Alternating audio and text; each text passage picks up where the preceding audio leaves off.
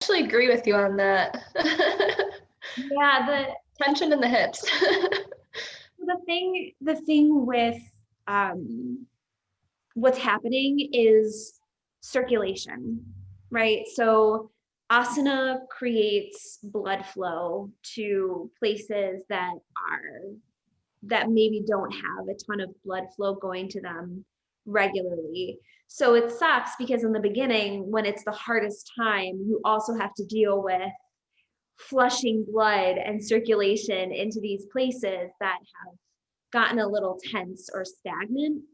But a cool thing to watch for, and it's great that you feel that inkling of like, okay, this is gonna be worth it, because it is. Like, it does slowly work itself out over time, the more consistent you are with your practice.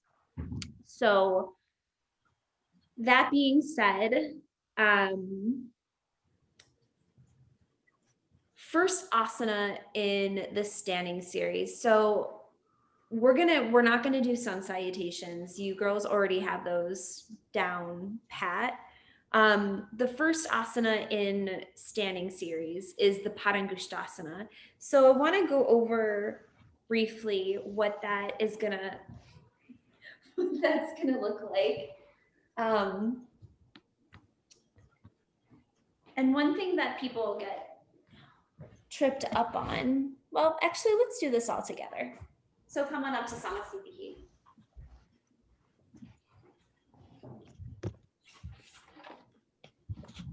Okay. Uh-oh. We're good. We're good. Okay. Oh my gosh. Like a Drew Barrymore film over here. Okay, so it's Akam inhale. Go ahead and open your feet. Exhale, catch your toes. Inhale, head up. Gazes at the nose, and then exhale, forward fold. Here you're going to breathe 5 times. 1. Looking at the tip of your nose. 2. 3. 4. And 5. Okay, great. And then watch me here. So there's a little bit of a back bend as you're going into Padahastasana. It's inhale, lift the chin, gaze is still at the tip of the nose, but you are kicking the tailbone out, finding like a scoop back here, and the belly is being pulled in. Inhale, exhale there, and then inhale, take your hands under your feet. Exhale and fold. So let's do that together. Catch your toes. Inhale, lift the chin, find a back bend. Exhale there. And then inhale, hands under the feet. Lift the chin, look at the nose. Exhale, forward fold. Keep looking at the nose. And breathe 5 times. 1, 2,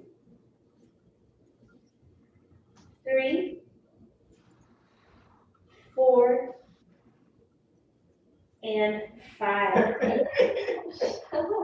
Lift the chin, look forward, or look at the nose, excuse me. Exhale there. And then catch your waist. Inhale, come all the way up. Great. Samasthiti. How'd that feel? Good. Good? Yeah. So oftentimes in the early morning, especially as you're we'll just get taboo right away. Like, especially as digestion starts to figure itself out in the early morning, hamstrings tend to be a lot tighter in the early AM because you have stuff sometimes sitting where the pelvis needs to tilt, right? So yeah, as your body starts to figure out like, oh, we practice at this time, so now, now we're gonna release, and maybe you're already there. You'll find too, the hamstrings will start to feel a little bit different. If for whatever reason you get up in the morning and you feel extreme tightness in the hips, and extreme tightness in the hamstrings, which is not unusual in the beginning at all. The move is keep hold of your toes, but you just bend your knees, right? Because what we're doing is we still want to work. We want to work this. You're going to open your hamstrings in primary series. This is just not, it's like a non-negotiable. There's so much forward folding, but the whole purpose of primary series is assimilation of food and energy. So it's all this area, right? I feel like I'm really struggling. Like my hamstrings are really, like they do feel really tight. Right. So yeah, your move is going to be for now, just bend your knees and Okay. focus on getting the pelvis to start to tilt. Once this, I used to joke around, like I want to create a musical called Free the Pelvis. But what we're doing is just kind of like getting everything to be able to move around and be a little bit freer. But yeah, that's totally normal, Jess, for sure. Okay. Super tight hamstrings in the morning. And then they're just like always tight, but for now. Oh, I wish I could write it off for just the one. I've even been like slightly bending my knees in Asana. Yeah, for sure. Like the first like 2 or 3 Sundays, I bend them slightly because I can't really straighten them out. Yeah, me too. So what we're doing is we're creating blood flow, right? Like we're encouraging it through the body in the morning, and you've been sleeping. Sorry, guys. Okay. Boyfriend's being obnoxious and making a whole bunch of noise. So tell him to come to class. Then yeah, come to class, Michael. Don't sleep in all the time. So what we're doing is we're creating blood flow in the morning, right? And you've been sleeping all night. So it takes a second as the diaphragm starts to work. You're pumping oxygen into the body, which is going to start to pump the heart and circulate the blood. And you'll notice by the 4th or 5th sun A, you can straighten your legs. It's no problem, right? And that has a lot to do with the diaphragm and the heart starting to work in the early morning scenario. And eventually your body, that's why it's so important to practice in the same way at the same time for a decent chunk of time, because your body begins to understand that this is the time when we do the thing, and it'll just kick in on its own. You know, it's not so dramatic anymore. But it takes a little bit of time, like a month or so, before you'll see a huge shift in how your body responds. Until then, bend your knees. And sometimes even after then, bend your knees. Like I know if I have a big bowl of popcorn the night before I have to practice intermediate at stupid o'clock, like I'm just going to be bending my knees and that's just how it's going to be for a little while. So you'll get a relationship. I mean, we got to live our lives. You got to have your popcorn every so often. So that being said, so the same move is going to go for triangle pose as well, right? So come on up to Samasthiti. Right. And then Ekam inhale, you'll step your right foot back, open your arms. And then Dve, exhale. So here the move is to catch the toe, right? Bend your knee if you need. But again, you're probably going to feel a lot more open now because your blood has been moving through your body all day. Gaze is at the top finger. Breathe 5 times. 1, 2, 3, 4, and 5. Good. Inhale, come on up. Exhale, pivot your feet, switch sides. And again, if the hamstrings are tight, just bend the front knee, but catch the toe. Reach the top arm up, breathe 5 times. 1, 2,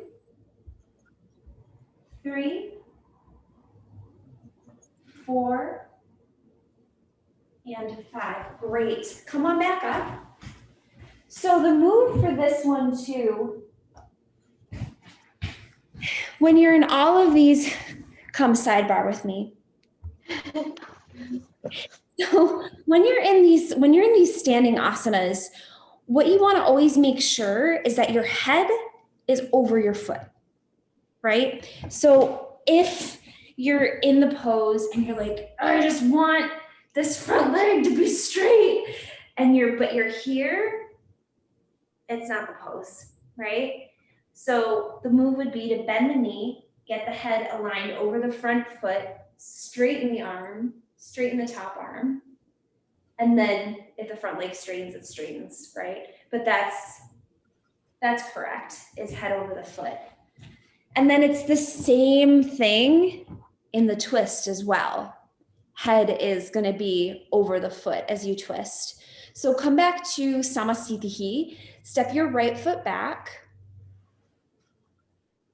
open the arms, inhale, and then turn your right foot out, left foot into 45 degrees. And then bring your left hand to the outside of your right foot. Yeah, and then check in with your head, just make sure she's aligned over your front foot and press that bottom hand down into the ground like crazy. That's great. Yep, that's it, Jess. Actually, Jess, I'm gonna have you move your right foot to the right just a little bit more. Yeah, you'll have to drop the top hand. Other right foot. Move it to the right like that. Yeah, yeah. Like Yeah, that's twister. good. Mm-hmm. Good. Take a couple more breaths and then come back up.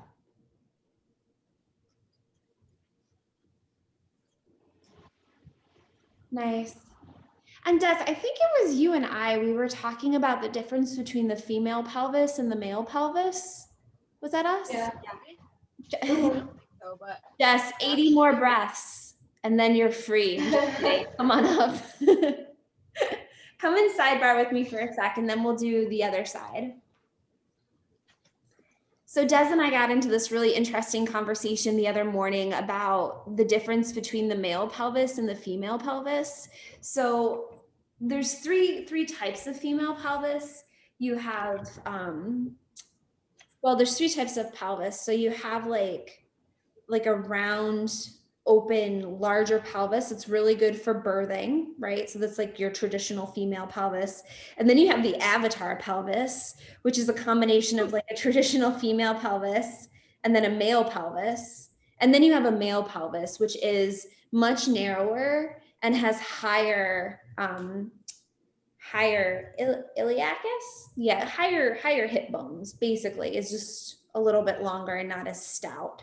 So when you're stepping into these asanas, when the cue is given, like heel to heel or heel to arch, you have to take what kind of pelvis you have into consideration, right? So if you have a male pelvis, you'd probably want to be heel to heel or heel to arch because your pelvis is narrower. So your humeral heads, these leg bones, they're going to be narrower too.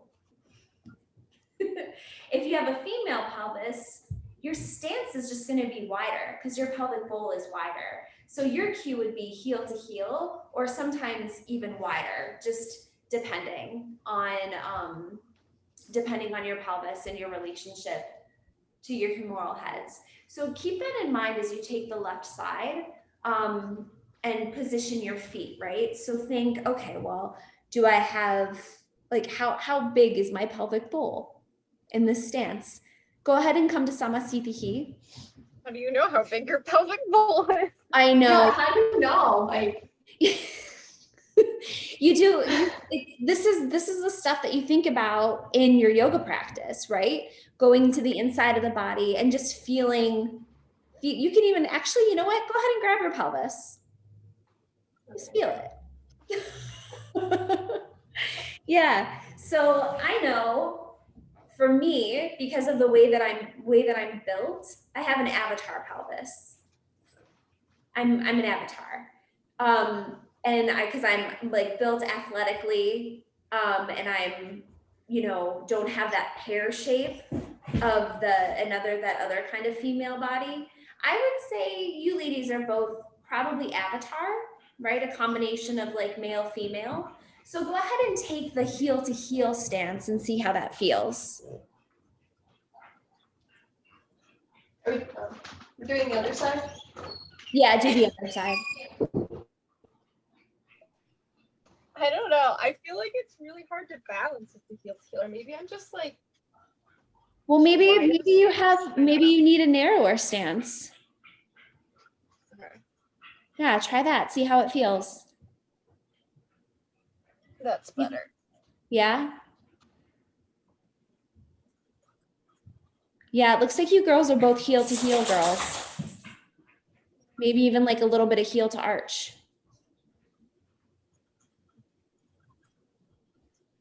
Nice. Feel the arch a little bit more, but I don't mind either one. Yeah, so I feel like heel to heel doesn't work. I can't keep balance on it. you need to do heel to arch? Yeah, I think so. All right. Whatever that means. Whatever that means about my pelvis. Cool. And then inhale, come on up when you're ready, when you felt that out. And then exhale, Samasthiti. Let's go right into Parshvakonasana, thinking about aligning the feet in a way that makes sense for your body. So the stance is going to be wider just by its nature. Inhale, step your right foot way back, open the arms, and then turn your right foot out, bend your right knee a lot, and place your right hand to the outside of your right foot. Good. And then here, the move is press your knee into your bicep. Jess, make your back foot 90 degrees. Oh, sorry, that was a bad cue. Yes, that's good. Okay. Great. And then breathe into it, stretching your left arm over your ear for 5 breaths.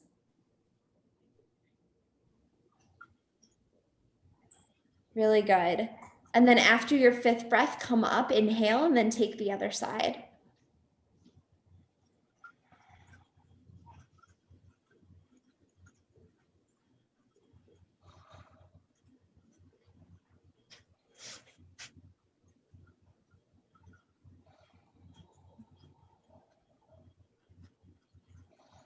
Yeah, good. And then the move is knee into the bicep.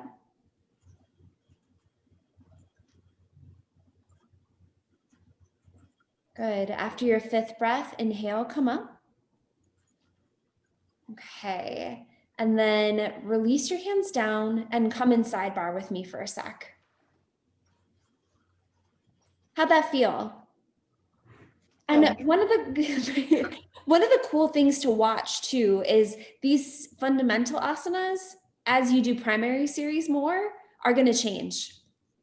They'll change over time as your body changes because you're a living, breathing organism. So, they don't change quickly, but the bones do shift and do change as your body shifts and changes. So if you feel like I have to adjust the stance or this pose feels really different, it's because it does. It's because it is. So you're not doing it wrong to work with your body in that capacity. So the next asana is Parshvakonasana B. This is a tough one. Yeah. It's my least favorite. Yeah, it's everyone's favorite pose. This pose in Setu Bandhasana, I think people would be really okay if it wasn't there. But it's super important because it's one of the first asanas where we're actively practicing flushing the air and the oxygen into specific parts of the body because of compression. So how do we create the compression? Well, in this particular asana, what we're doing is we're taking and we're moving the belly over to come against the thigh and then hooking the arm to press the arm down. So my belly is right into my leg here. And then my right arm is up and over. I have my back heel lifted, just to do an example, but the back heel is generally down in this pose. In the beginning, heel up is okay, right? So I would reach this arm up and over the ear, flushing the oxygen into this right side, right? So big breath into the right lung as you move in the pose. If you're here, it's legit. This is a legit variation of the pose, right? Bringing the palms to touch, focusing on doing the same action. Any questions about that? No. All right. Just make it look super easy. This looks really good. Can you do mine too? Can you put that in writing? So one of the things, like twists for me have always been really challenging because I'm built like a swimmer, right? So if I'm going to build muscle, I'm going to build it in my shoulders. When you're twisting though, if you can bring it into this like really nice kind of clean digestive area, this is where your twist is coming from, right? So we're just moving the energy here early in the morning. So go ahead and come into the pose with wide legs. So we'll transition into it like one big inhale, stepping the right foot back, open the arms. Good. And then exhale, turn your right foot out. And then let's actually start with the back heel lifted. So you'll be in like a high lunge. Yep. And then from there, get your left rib as close to your left thigh as you can. And then either palms to prayer or that hand reaching for the floor. Yeah, that's it. And then really breathe into the right side of the body. Correct, Des. Palm is face down and reaching over the side. Really good. Call this breath 3. Nice, Jess. That's awesome. 4. And then 5. Inhale, come up. Exhale, take the other side.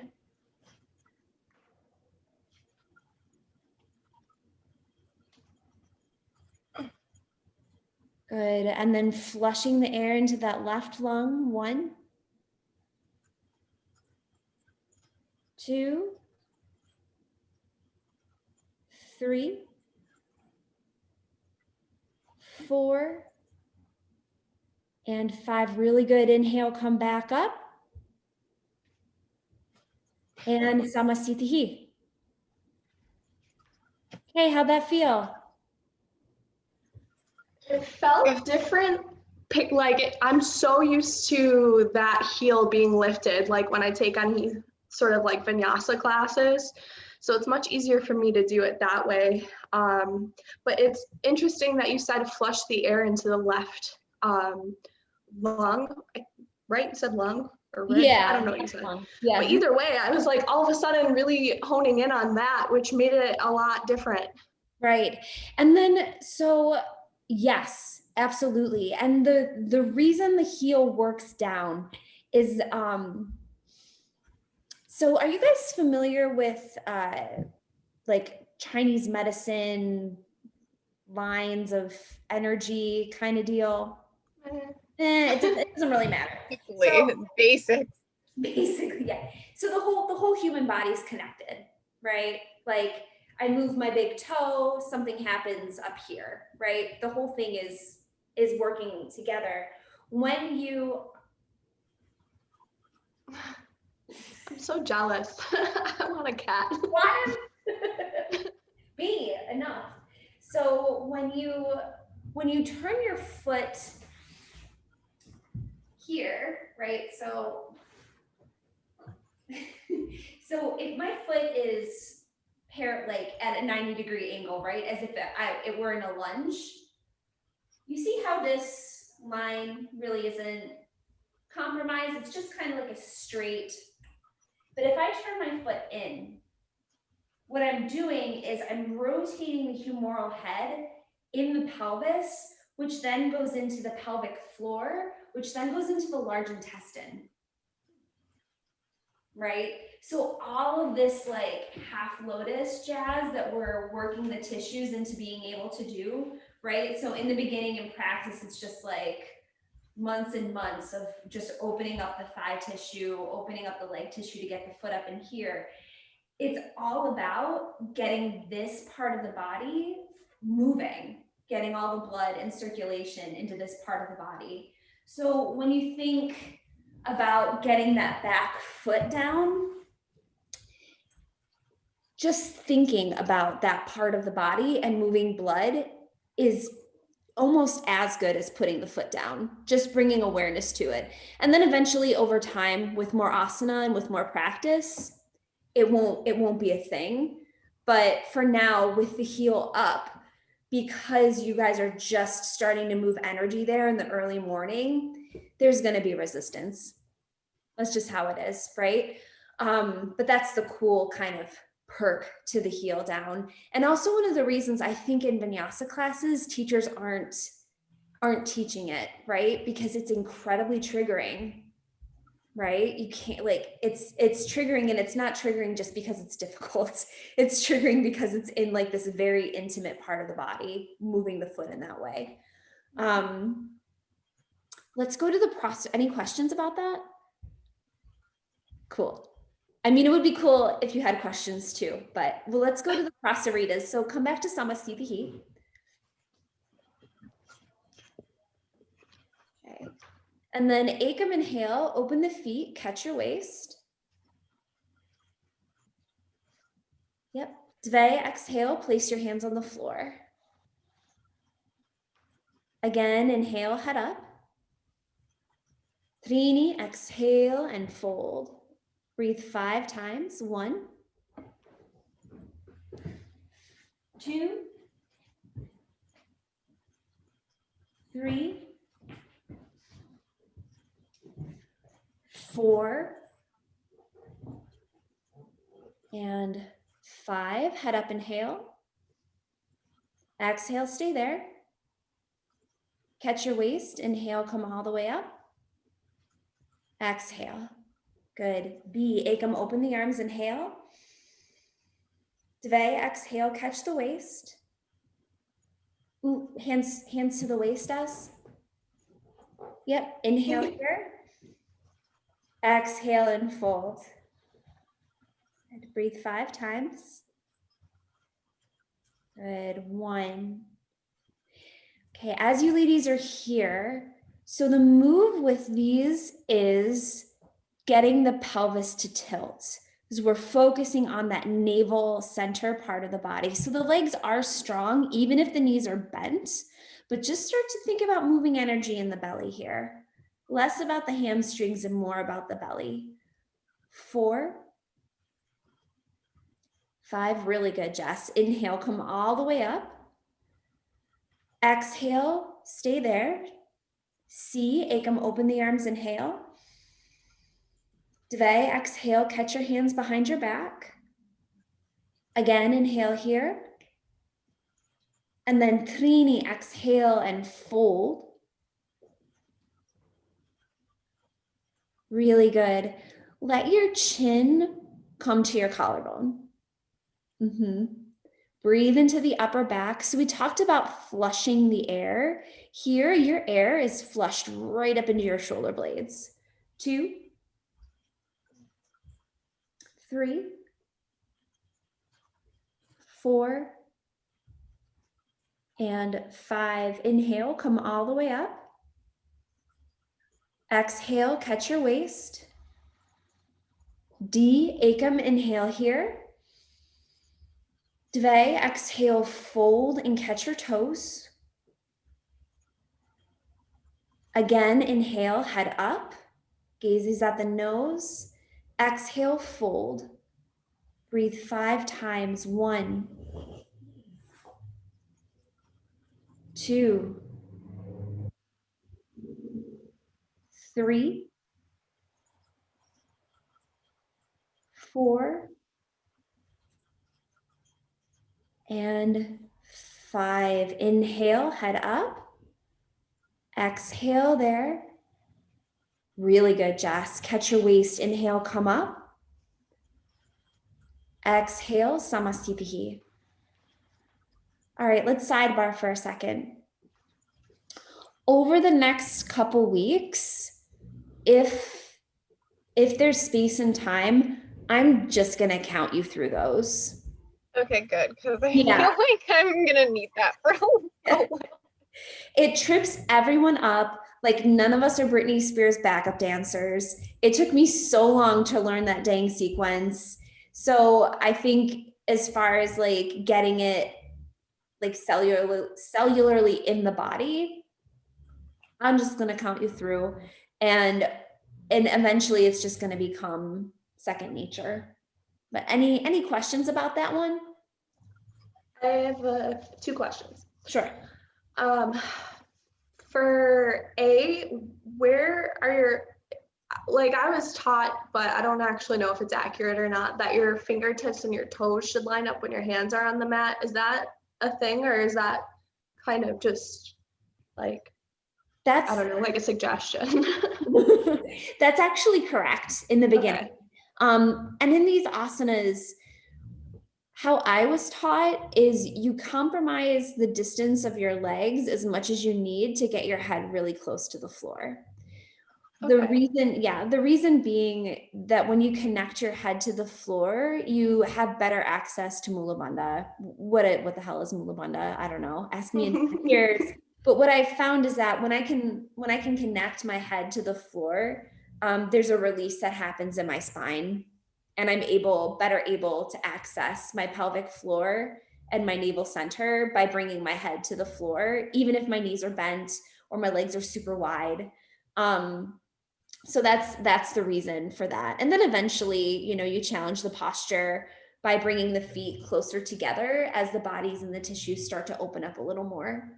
And the hands remain where they are? Do you walk them kind of back so you have the forward tilt more? That's a great question.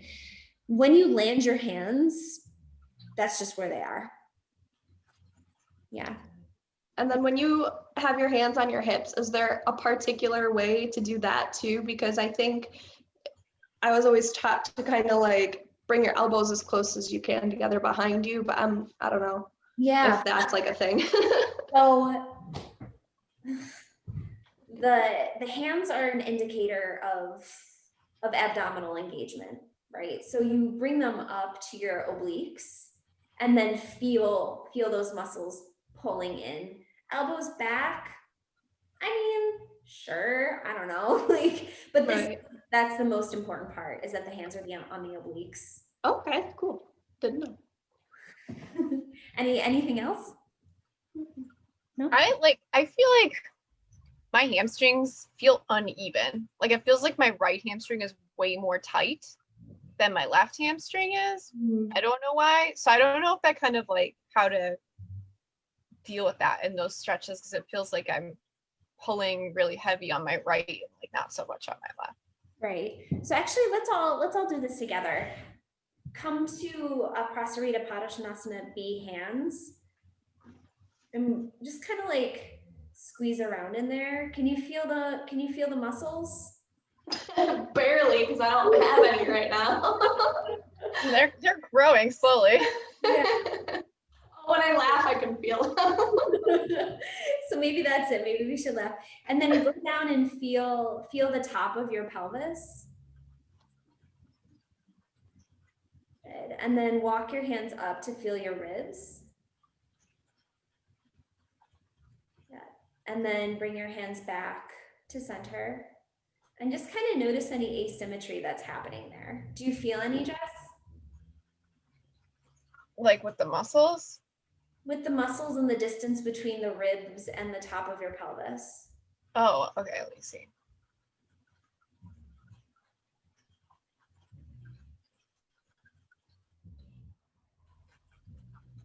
I don't know. I don't know if I noticed it. It's not every day someone asks you to feel around in your body. Okay, plant your left hand down. Okay. On the floor, and lift your right arm up and over.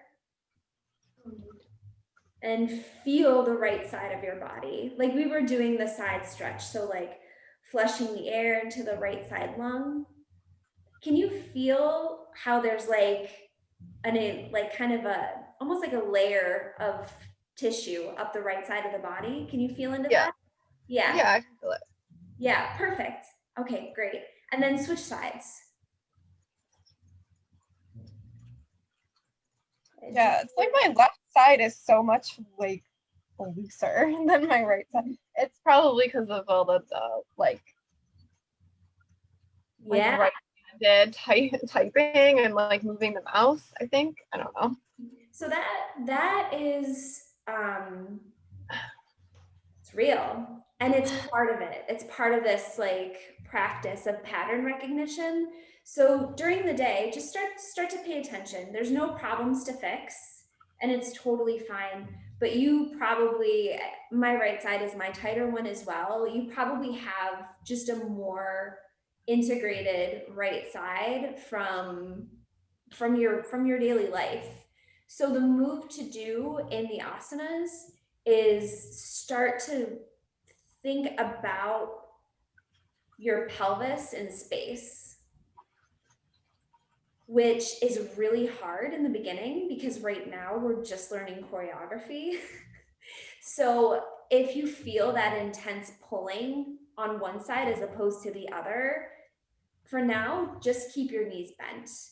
And then over time, you're going to develop a deeper awareness of what's going on internally in the body. And you'll be able to play around a little bit more with how you position the body and release the muscles.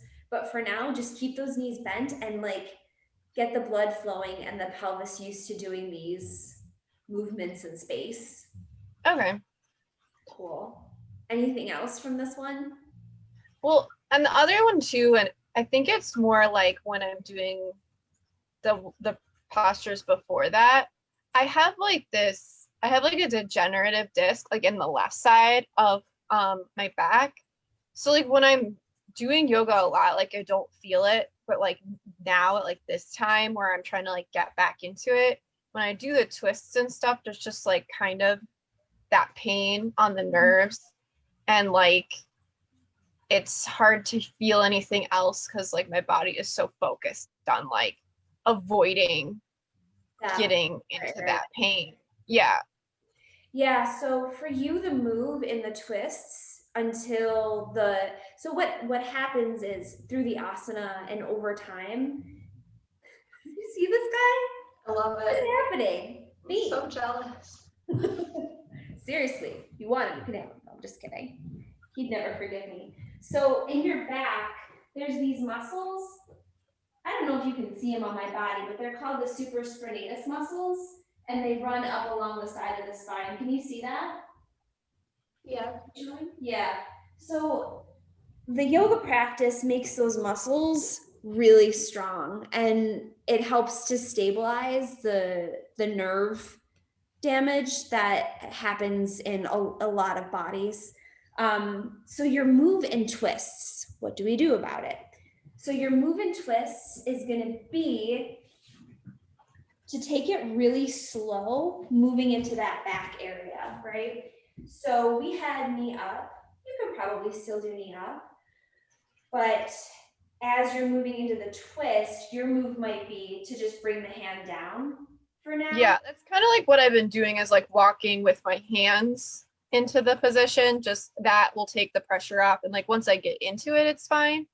It's just like taking it really slow. Like I have to take it really slow. Yeah, that's going to be your move, and just feel it out and see what's going to feel best as you start to build the strength and the pattern recognition in your body.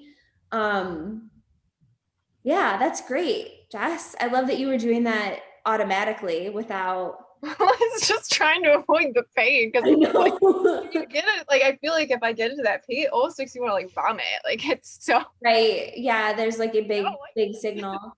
But you'd be surprised. Some, it's a developed skill to be able to listen to your body's, when it says no, and honoring that and listening to it. Which is also like, I think sustainability is the biggest piece of this practice, where you want to take things at a pace that's challenging, but also digestible. So you can maintain a certain steadiness about it. So awesome. Good on you. All right, I'll take the compliment. Yeah. There you go.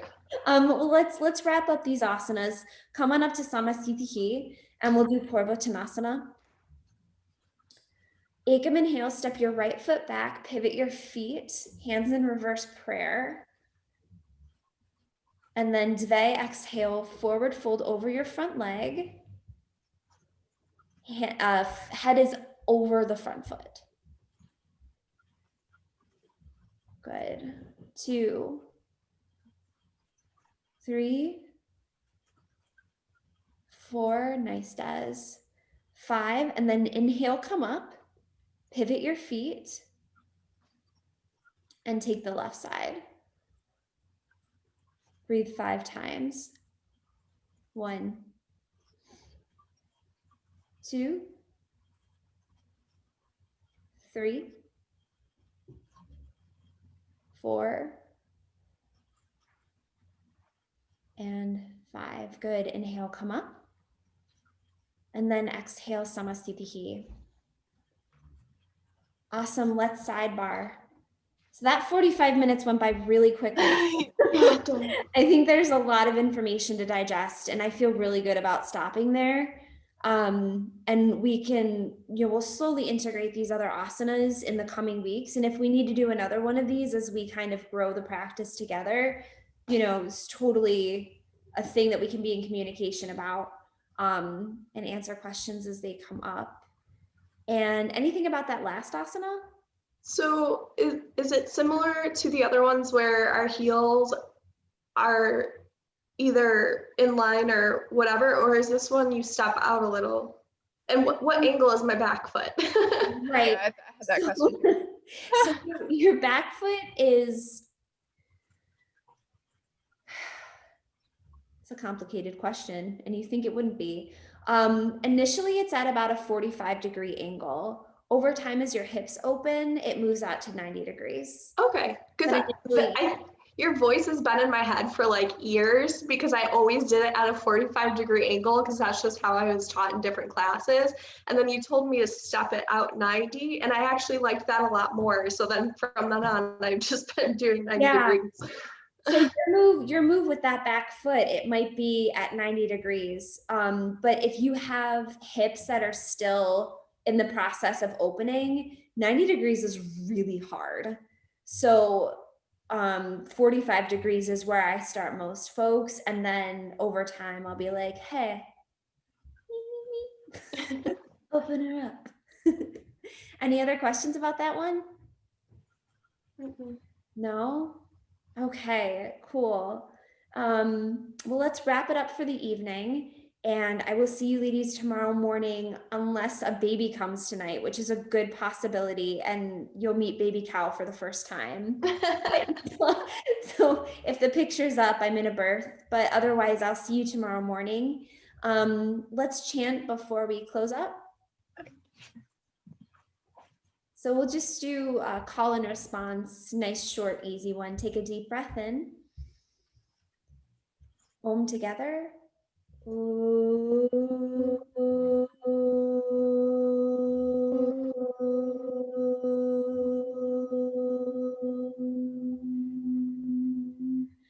Lokaha, lokaha, samastaha, samastaha, sukino, sukino, havantu,